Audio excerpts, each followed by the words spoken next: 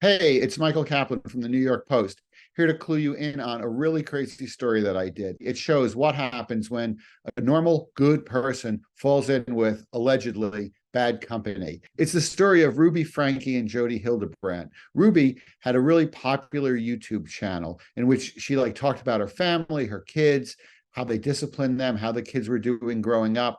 And she seemed like a really wholesome, altogether good mom. She had millions of followers and people loved the show. She made a ton of money and it went really great. Then she was having some issues with her husband, Kevin, and decided to seek help from Jodi, who had an organization called Connections with an X that specialized in helping people with various stressful, difficult situations in their lives. It happens, though, that this organization, part of what they do involves really controlling people around you, like maybe putting duct tape over their mouths, telling them how terrible they are, bossing them around, kind of breaking them down and building them up, as I was told by one of my sources. Jodi basically got to boss Ruby around. It got to the point where Ruby told her husband, Kevin, it was best if he leave the house, which he did. He wanted to do what was best for his family. And at the time, he was attending these, quote unquote, man classes or man sessions with Jodi and her organization. And, it told him he was a terrible guy, that he was narcissistic, that he was selfish, that he was greedy.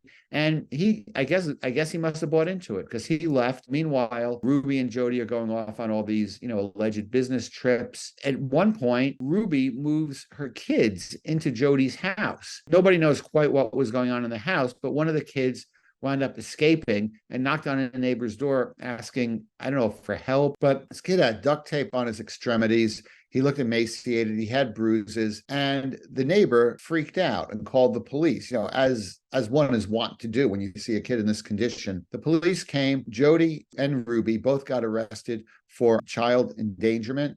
I mean, hopefully, at the end of all this, the kids will wind up with Kevin. I mean, he seems to be a good dad who got into a weird situation, who was trying to accommodate his wife, and he seems like he was a good father. I think he legitimately thought he was doing what was best for the family. And hopefully the kids can have a good life being raised by Kevin. And, you just have to be careful of the sorts of situations you get involved in and the type of help you choose to find for yourself.